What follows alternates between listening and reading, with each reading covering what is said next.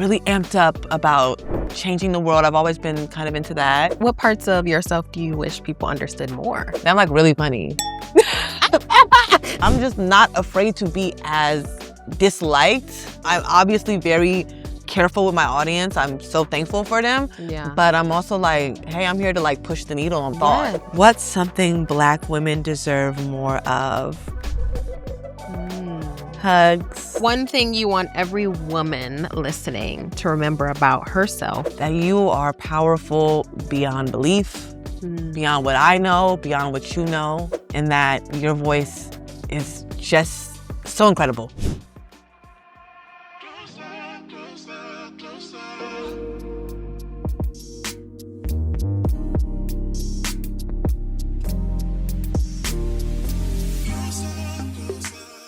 Hello, hello. Welcome back to the I.AM.WOMAN podcast. I am your host and founder and creator, Taylor A. Williams, and we are here with an extra special guest today by the name of Samirah Raheem. How old are you?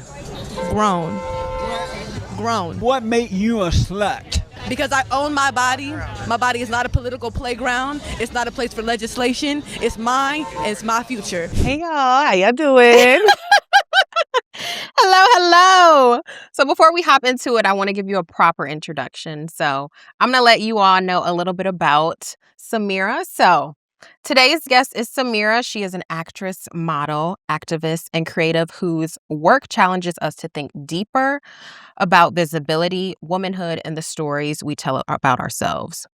While many may know her from her viral moment that ignited important conversations around feminism, body autonomy, Samirah has continued to build a career rooted in advocacy, artistry, and amplifying the voices of Black women.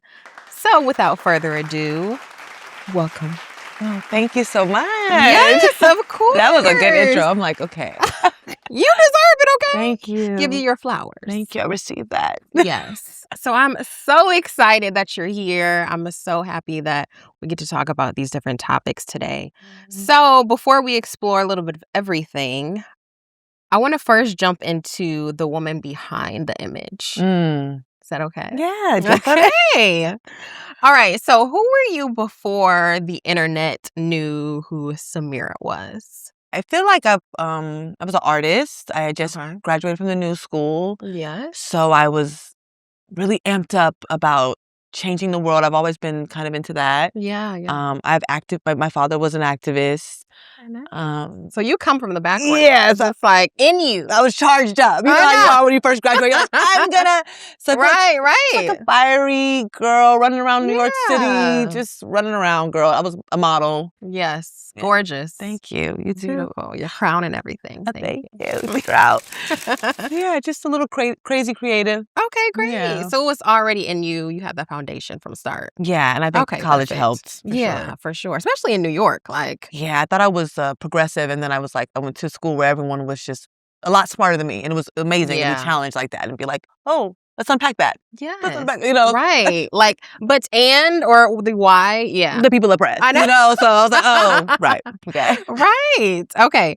So what does it mean to be seen as a woman beyond your appearance? Ooh, that's a beautiful question. Yeah. I feel like as a Black woman, that's a bit tough. I think I want to say my softness, but I don't even think that is synonymous with womanhood, and I'm trying to unpack a lot of that. I feel like just being seen as a human, as somebody worthy of respect and being listened to. Right. And somebody that can be just as level-headed or eccentric or whatever, but they're still worthy of being heard. So somewhere up in there. That's a great question. I'm gonna ponder that. Yeah. No, it's a lot to probably unpack because the first thing with women, they look at your appearance. So it's like, I'm like, what can you see past that?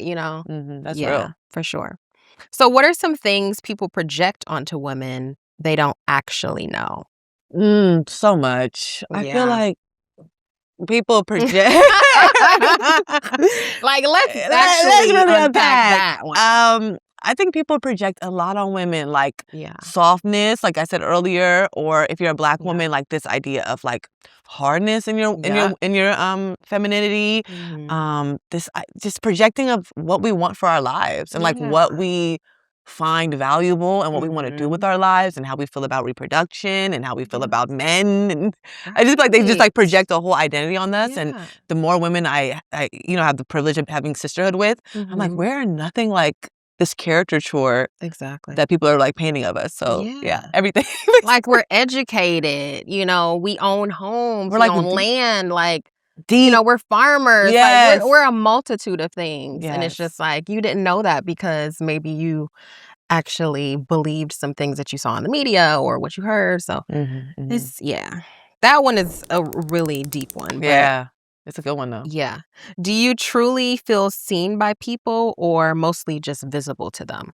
I feel like both. Like I feel like in a weird way, especially like my TikTok, I feel like I've gotten this really niche, weird following that's like, I'm like, how do you know that before I even said that? And they hold an amazing space for me to like show up crusty and they're like, Queen, it's so real. Like, like and it's I'm like every day. Every day. And it's like we're like unpacking like every bit of isms and all the things. But then also I think that there's just like so much more to me. And I think, just like in the model space and entertainment, there's always more to show. So yes and no. That's good though, that they actually can see the real you. Because sometimes people find things that they find are not fine, but have similarities and they can relate to. So that comes across really well. Thank you. What parts of yourself do you wish people understood more? I'm like really funny. Black women. Tell me a little jokey girl. No, tell me a little jokey girl. Now you put me on the spot. It's like I kind of have like a Paul Mooney sense of humor a little bit sometimes. Ooh, okay. I can get like a little tongue in cheek, So I'm like low-key funny. Like I'm not always like I love it. Serioso. Like I'm like hilarious. I'm the funny friend, Okay, would you go to amateur night? I would. Like if you could take me to work. I really feel like I need to get it off. Let's go. I like going to comedy shows. Do you just like run up there or? I actually don't really know. We'll find out. I haven't been to one that's like that yet. Okay. But yeah, we need to find out. We need to sign you up. I'm down. I'm sure you're going to be well received. So I have no doubts. Okay. So, okay. There seems to be a difference between being visible and being understood. So let's get into like the Black womanhood, protection, complexity of things. Okay. You often center Black women in your work. Yeah. So what does protection actually look like for Black women today? I think it's a multi-view and it's a multifaceted attack to protect Black women. I think it would have to be systemic, of course, like having the legislation to make us safe. Right. Fiscally, I mean, we live in a capitalism. It's not changing anytime soon. I think Black women have to be like financially safe and given the opportunities and the education to be financially safe. Emotionally safe, like not putting them into the caricature of a Black woman and allowing them to just be accepted as they would like to be, whether that's soft or hard or, whatever. And I think like really just like getting in the street, like socially, like day-to-day interaction. Like if you see a Black woman disrespected, what did you do in that interaction? Okay. And as a Black woman myself, like I'm unpacking so much internalized misogyny daily, internalized colorism. I'm still like in a privileged situation where it's like, what is standing in my way? What isms do I have internally that are stopping me from being of service to protecting Black women?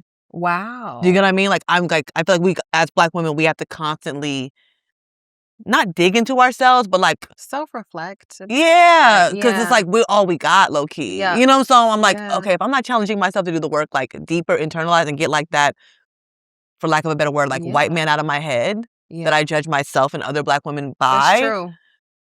I'm just reshaping the patriarchy. You know what I'm saying? So, literally, I think really digging inside, like you said, to get a deeper understanding of, well, where did this come from? Like, what's the root of this? Where did I... I'm like, who told me that? Yeah, where did I learn this? And then having to unlearn if it's not really, So, no, I think that is really good. And I think even surrounding like the talk around social media and like colorism and like deeper things like that or like texturism. So it's just, I'm just like, that is something. Where are they hiding? Where are the icky things hiding within me? Really though? Because I can't just be calling everybody. You know what they say? One finger pointed, three fingers pointed back. Right. So I'm like, I think the first step for me has just been like really going inside. Yeah.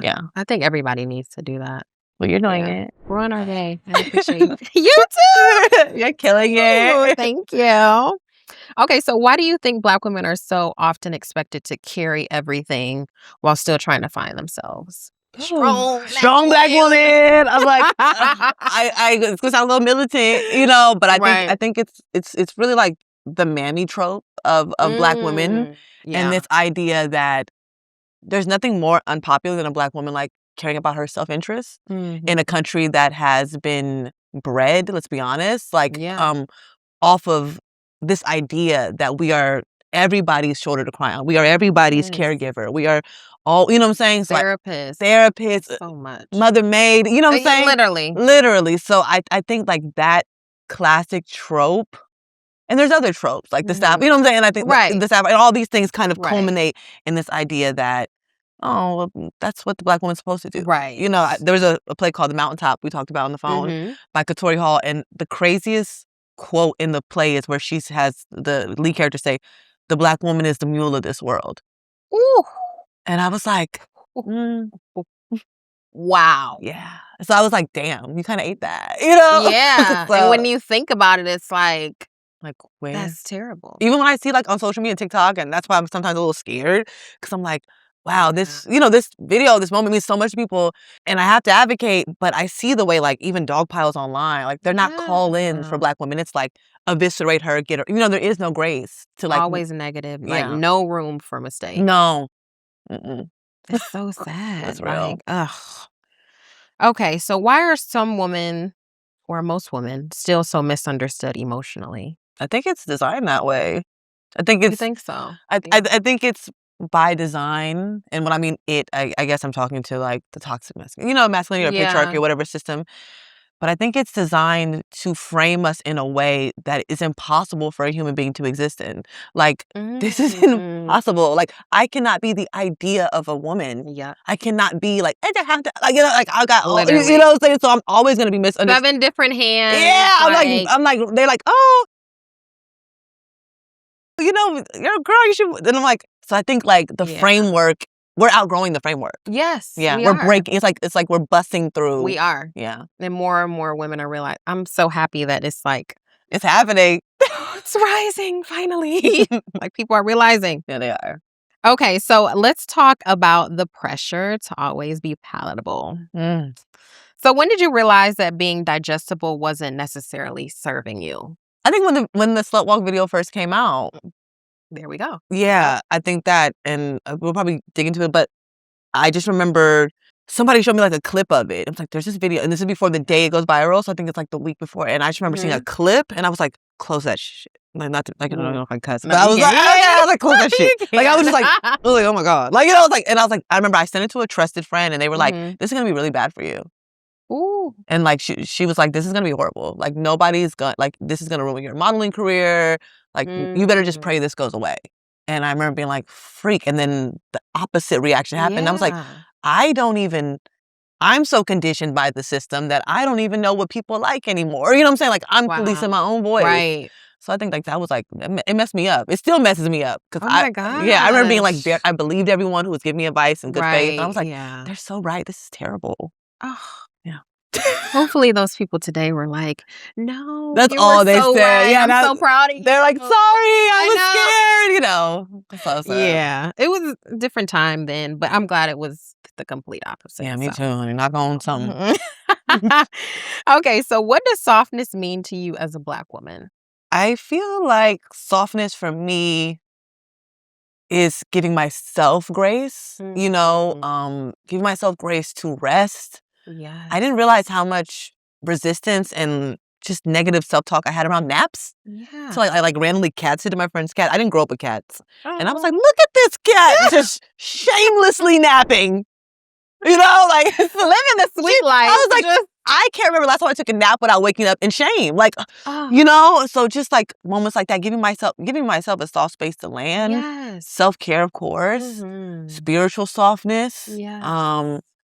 Yeah, softness with the women around me too. Like it's like really a reflection of how I treat the women in my circle. Like if I'm going over here, like that's when I know I'm off base. I'm like, oh, why would I say that? That's so not. That's like the internal pick me. Like, you know what I'm saying? I'm like, oh, okay, I'm being really cutthroat about this woman, being judge and executioner, probably because I'm judging myself that hard.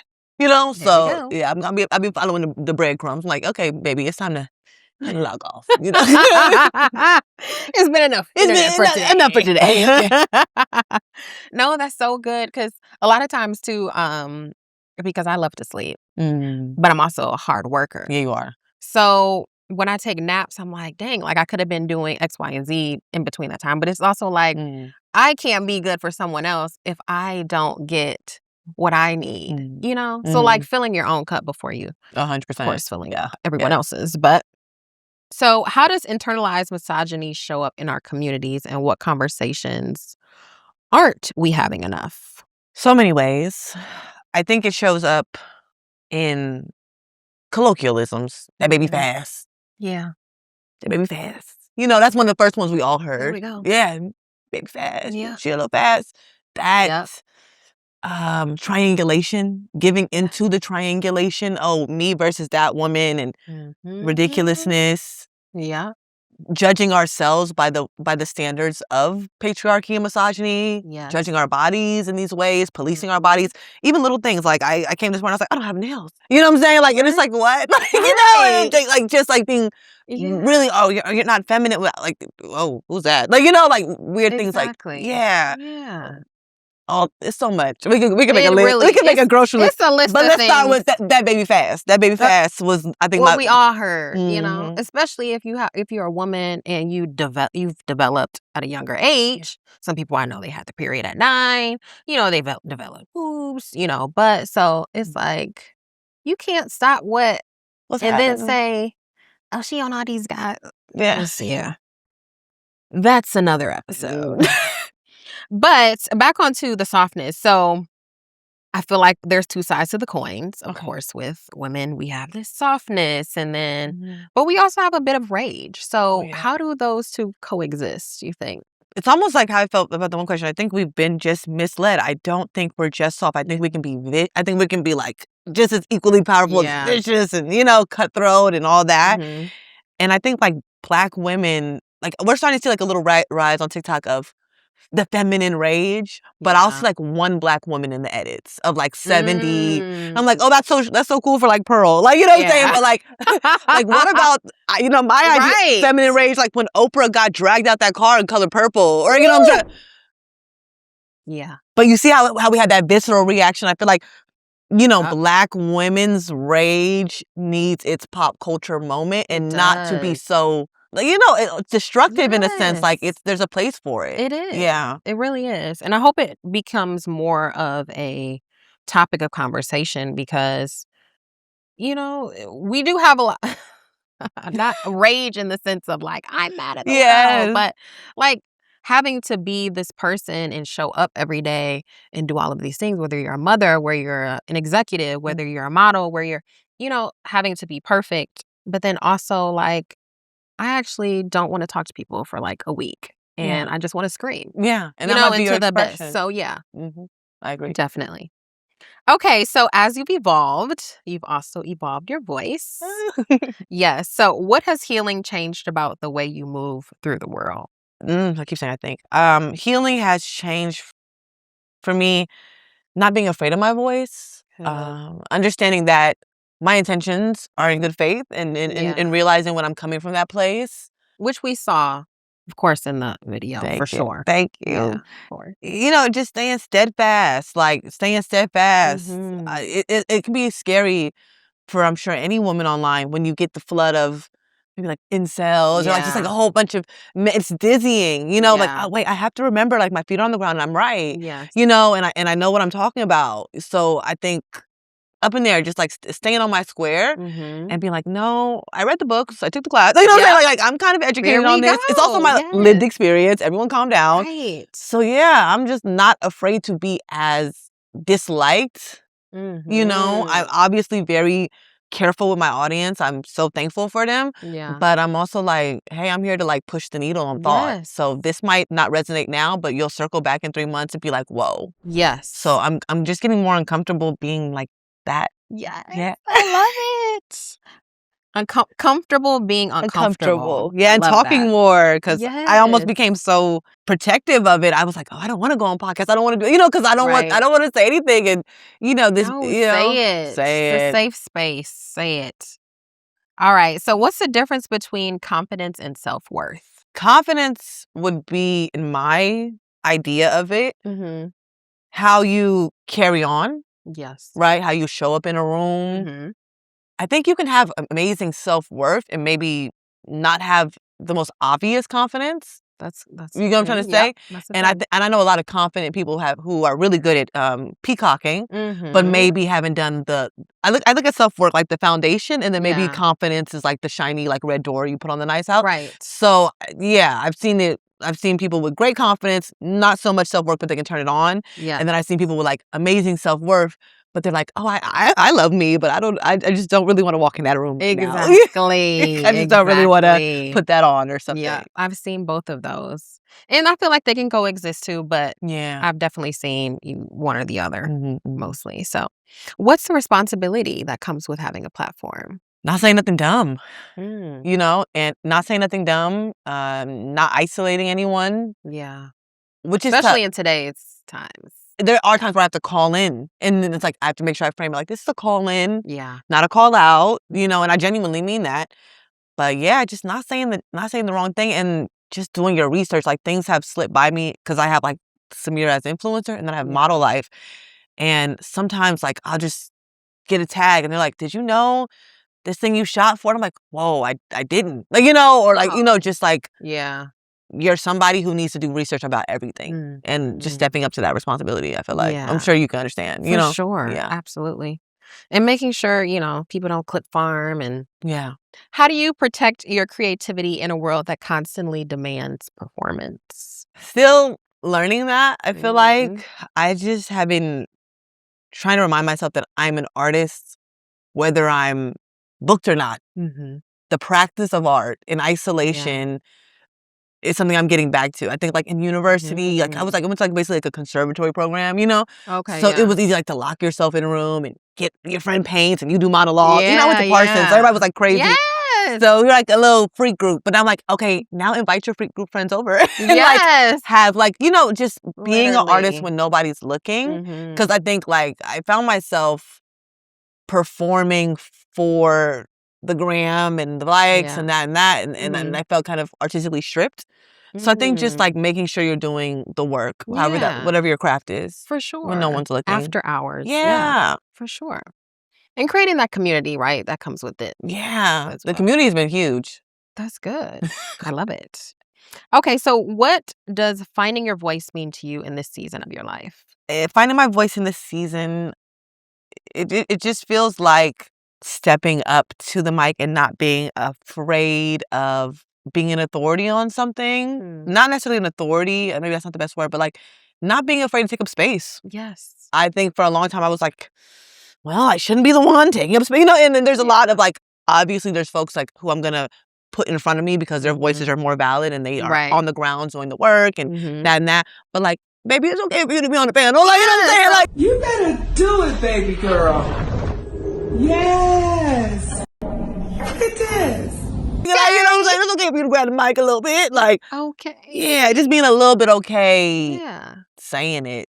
For sure. Arriving. I've been telling my friends, I'm like, it's easy. There's some like little TikTok quote, and it was like, it's easy to aspire. It's harder to arrive. Ooh. And I feel like I kind of got stuck in like, oh, I'm aspiring. It's like, girl, if you don't arrive, I know. you know what I'm saying? If you don't open the door, She's arrived. show up. Okay. Literally. You've arrived. Yeah, like, you don't, turn the key. Yeah, I'm sitting there like, I think it's the wrong address. Like, no, you're at the correct address. Address. Okay. So how do you stay grounded while growing publicly? I stay grounded with my family. I'm really blessed to have an amazing mother who just will listen to, she's from a different time, a little older. Yeah. But she will listen to all my feminism theories and just, what she's like, what's the stand? Like she wants to know. And so like that, and I have amazing friends that like really call me out and be like, are you doing your best? I don't think so. That way, leisure, like forcing myself to have leisure time, it's been really great. for me. Good. So like up in there, working with awesome people like yourself, where I'm like, wow, this woman's doing so much amazing things. It grounds me back in like, it's possible, and look what So we're the work. Yes, I'm glad you have that support system, though. That is definitely something needed in the public eye. So, yeah, how do you create a life that feels beautiful beyond the social media? having beautiful moments, Mhm. outside of social media, like that nobody knows about. Like I love to Yes. rollerblade on the beach. No one's fun anymore. Whatever happened to fun? God, I'm so bored I could die. Whoa. It's Look, I have not done it yet. come with but me. I want to. Okay, come with me. Please. I do have a TikTok where this guy ran down on me, but that was like one time out of a million. Uh-oh. It's a mess. But it was, Uh-oh. it was, Okay. it was like, what the hell? It just messed me up. You'll see the video and it'd be like, yeah, we'll circle back. But yeah, it just messed me up because I was like, what the hell? Right. Well, who's talking like that? And I looked down and it was like this blonde hair guy. Oh my gosh. He's like, I'm what a real beach pimp. was it? Santa Monica. Oh. So I was really? like, I've seen it all. I have never seen a Oh, blonde Lord. haired pimp. So, I was like, this is, I was a little flabbergasted. I'm not gonna lie. But yeah, just like having like little solitude, beautiful moments. Yeah. Being crusty, like hiking and sweating and like, like just getting lost in the little bit of nature we got in LA. Right. I try to find it. I try to just try to get lost. I like to get lost and then come back and be like, oh. For sure. Oh my gosh, I love it. We have to go rollerblading. Yes. I'm telling you, I'm a good like Yes. rollerblading friend. Are you a 4-wheeler or a straight line? So I used to have rollerblades, but I don't anymore. So, okay. But I do love rollerblading. They're like super cheap at Santa Monica, like $5. Okay, cool. Okay. Let's do it. Okay, so what do you hope your opus will be? I would like my opus to be something that lives beyond me. Mm-hmm. Book. Yes. Knock on wood, inshallah. But also something in the media space. I don't know if that looks like a show or, something like that. Like just, I think that film and then like that screen, and I think it just like, I was here, it's cemented in the library of things that happen. Also just like in the work that I've done and the people that I can able to touch with the work. Right. That would be my opus. Like, wow, that girl got me, she changed. It would be like, oh, you changed my mind. I'm like, oh, okay, that's my opus.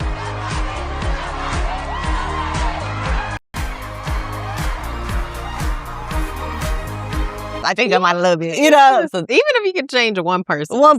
And being changed in front of people. I think that I would want my audience to be like, I'm watching her evolve too. And that's awesome. And like being okay with being wrong and learning and showing people what that looks like in the public. I think everyone's like really bad at like saying sorry. Yeah. And like, just like, oh, I didn't know. Accountability. Let me show you how I learn. Learn with me, Right. Something like that. I love it.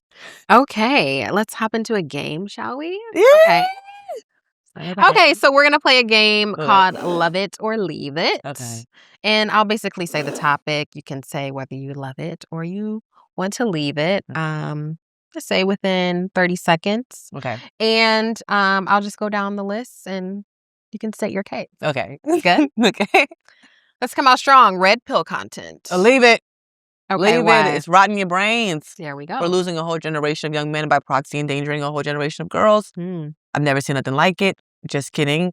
But it's bad. It's bad. Like, it's bad. It's bad. Yeah, it's and bad. it's getting worse. So It's yeah, getting let's worse. leave it. Leave it. Leave it. Soft life. You can love it, but don't soft life so close to somewhere you end up on a pipeline to some. Ain't nothing wrong being a wife, but trad wife. You know what I'm saying? The pipeline between soft life and divine feminine content, which turns into pick me content, is very real. Yes. Just saying. It is. Just saying. I love y'all. Hyper independence. I gotta leave it. I gotta leave it a little. Okay. But I'm also like, who do I run to? I know. It wasn't alone. But I think I gotta leave it. Okay. That's okay. I think I gotta leave it. That's okay. Yeah. I think so too. Hustle culture. I feel like that can be left. It's because it can get toxic, like girl boss. I think there's hustle, like how you very passionate about what you do, putting in work. Yeah. But this idea of like work till you die, I think it's a little dated. Yeah. And burnout. Burnout's real. Performative feminism. I'll leave it. Mm-hmm. Leave it. For sure. Don't tell me free the nipple online and then you're like not a girl's girl at the event. Like, you know what I'm saying? Like, it's just like, come on now. Literally. Watch your language. Situationships. Hey, I was gonna say, I don't touch relationship stuff, baby. Do what you gotta do. Love it. That shows that. Okay, to each his own. Hey, I'm a subwalk girl. Okay, I ain't want to rep people to tell you, traditional family. Do what you gotta do. Shit, okay. Do what you gotta do. Okay. Yeah. Girls. Love it. I'm sorry. I know people hate the term. I know. But I love it. I love it. I think it's important. I do too. Dating apps. Once again, I don't touch the dating. Do what you want to do. You ain't gonna catch me on them. But to each his own, as long as it's consensual and safe. Okay. Traditional gender roles. I feel like you can leave them, but once again, if it's good, if that's what, if that resonates with you, I think, and I don't want to sound like a choice feminist, not that I'm not, but this idea of like, I don't police people. That's just not my thing. So if you in a situation where, you in a classic gender role thing, I'm not about to be the feminist. It's like, stop that. Like, you know what I'm saying? I'm like, hey, for me personally, I think it's a little dead, but hey, to each his own. Do what you got to do. Shoot. I agree. Social media activism. I think you can love it if you're doing it genuinely. I think that social media, we're constantly on it. Yeah. And if it wasn't for these social media activists, a lot of conversations would have never been started. Yeah. So, yeah, do it right. It's true. Cancel culture. I guess you can leave it and then put accountability culture. Yeah. Because I'm starting to feel like the only people that are truly getting canceled, especially right now, I'm not trying to sound hyperbolic, but it's starting to look like only Black folks are successfully canceled. I've noticed that, and I'm like, ugh. So let's not do that. Let's not eviscerate people. Yeah. These are humans. Okay. They have feelings They have too, feelings, like us. but also like, I'm tough. Like, I'm a sad. So it's like, for me, truth is honesty. That is love. Like, if I love you, I'm gonna take the truth. If I don't care, I'm not gonna say nothing. Yeah. So it's like, it might be love and you might need it, but it's also an opportunity to show the world or your audience how you can learn. Yes. You know what I'm saying? It ain't like, but I think also with the cancel culture, they don't feel like they can. They feel like, I just need to just disappear, So. Me fall off the face for the earth for a couple weeks and come back. Yeah, the way they in them coming, love. Going viral. Oh, I love it. I love it. Yeah, I love it. Viral moments and viral. Yeah, we love that. Okay. Celebrity culture. I think I loved it in the early aughts. I just think that the people are tired of it. And I think that it's changing in front of us in an interesting way. I think people are just craving real folks. That's why streamers and like this, But but also in media, I was talking to my mom and I was like, I feel like in a weird way, also media is regressing to that kind of early aughts. Yeah. Best, VH1, best week ever, skinny and all that.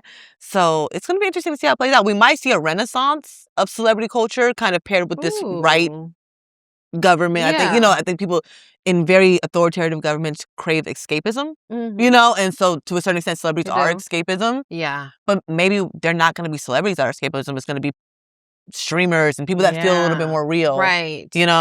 Closer to home. Okay. Influencer culture. Yeah, I mean, you can love it. Yeah. You can love it. Yeah. I think there's some good ones. Yeah, sure. I do too. Personal branding. Love it. Yeah. If you're good at it. Like, as soon as I looked at you, I thought about my Aries friend and she's so good at it. And I'm like, oh, God. Like, shout out to Brittany. Shout out. And look at you. So I'm like, some people, they just, they're shout out. They're so good at branding themselves. So if you got it, go for it. Yeah. Therapy speak. I'm going to go controversial and leave it a little bit. Even though I probably, somebody will come and be like, girl, all you do is say therapy speak. But I think it's like, sometimes it can be like co-opted by somebody icky. Yes. Especially men. And it's like, okay, you learned a couple of words. Like, I'm being gaslit. It's a lot. There we go.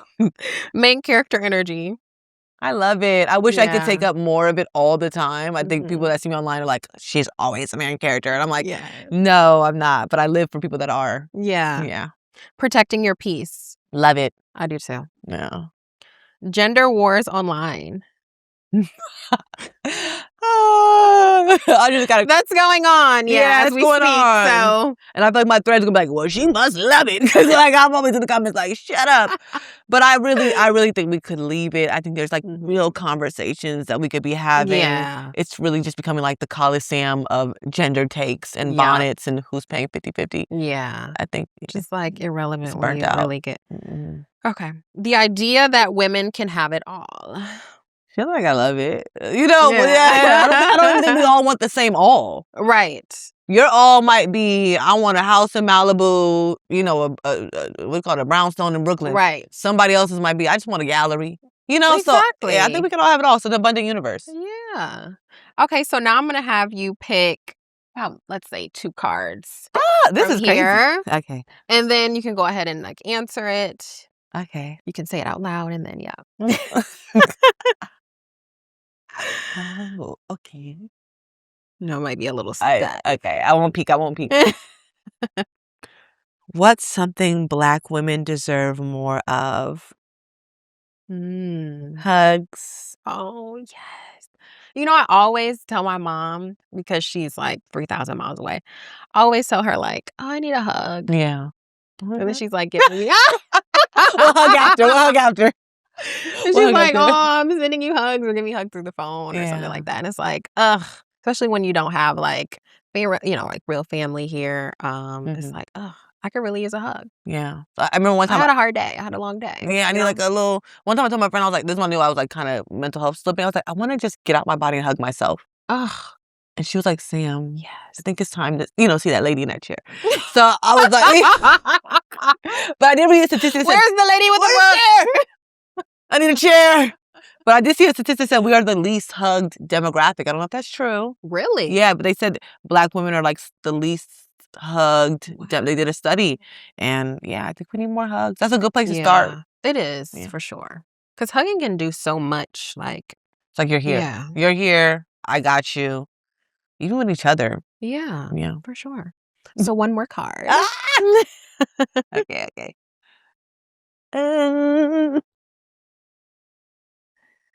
You have such good handwriting. Oh, thank you. What's something women have been conditioned to accept that they shouldn't? Grape culture. Ooh. Dun dun dun. A little heavy. A little heavy for the game. But yeah. Grape culture. I agree. Yeah. In our media, everywhere. I agree. And I feel like once you learn about it, you can't unsee it. And I think when you speak about it, you're kind of unpopular. Well, then so be it. Well, and that's what it's going to be. Yeah. And it's happening a lot in streaming. So yeah. I'm like, this is the same playbook. And I think that women just don't want to seem, even like my fellow feminists, they don't want to seem like what they consider like the quintessential feminist who's always angry and trying to kind of almost play like into that respectability politic. And so they're like not calling out what they do know is grape culture because it's not the most obvious example. Right. So they're like, oh, I don't want to seem like a crazy person or, I don't know. But who defined that as crazy? Maybe unpopular. But, you know, we need more people speaking up about it. For sure. Okay, so what's one thing you want every woman listening to remember about herself after hearing this conversation? Remember that you are powerful beyond belief, beyond what I know, beyond what you know, and that your voice is just so incredible. And you just never know who you're going to speak to. And I'm so glad you're here. Yes. Something like that. Thank you. And stay here. Stay here. Yes. Okay, so what do you have coming up? I know you discussed a little bookie book. Yes. Can we hear a little bit about it? Or if you don't want to share, that's okay too. Yeah, I mean, I'm working on a little book. Yes. It's going to kind of be not exactly like feminism spelled out in the sense of this is not like and all about love or anything like that. It's more like my experiences sprinkled with like the lessons that I've learned along the way around feminism, being a Black woman, grief, losing a parent, just like a coming of age that's like sprinkled with stories is the way I'm kind of mapping it out. So yeah, I love it. So yeah, I want to get mine so you can sign it. Of course. Yes, I'm tapping my mic. Sorry. Okay, so how can people keep up with you? Do you have a website? Do you have, of course, your social medias? What is it under? Well, tap in with your girl on TikTok. I'm always talking, always yapping. This is how I look. Sometimes it comes up as Samirah's Universe. I don't know why. I think it's because I try to do a TikTok shop. Oh, okay. But it's also This Is How I Look on Instagram and Threads. I love it. Tap in with Samirah. She has some amazing, amazing things to say, and usually is always right. Thank you. Yeah. I tried. Yeah. And sometimes we're just like ahead of things, too. Like even when you went, viral, maybe you were just ahead of things, but then that sparked a whole conversation around things. So I really appreciate you coming today. Thank We you for tapped on a having me. different topics and intersections. So I really appreciate you sharing your voice with me and of course the rest of my listeners. Well, thank you for sharing the space with me. And you're amazing, you guys. She is amazing, and she is such a hard worker. She was not playing with me, okay? She was like, hey. So yeah, Oh my gosh. But it makes it easy because it's people like you that just like have it, be so beautiful and exciting. So well, thank you, Aries Queen. course. Okay. Thank you. Thank you so much for tapping in with the I Am Woman podcast. I appreciate you tapping in to listen with our special guest today, Samirah. And of course, hoping that you took something away. She shared many, many gems. So keep up with us online, and I'll tune in to the next episode with you all. Bye. Bye.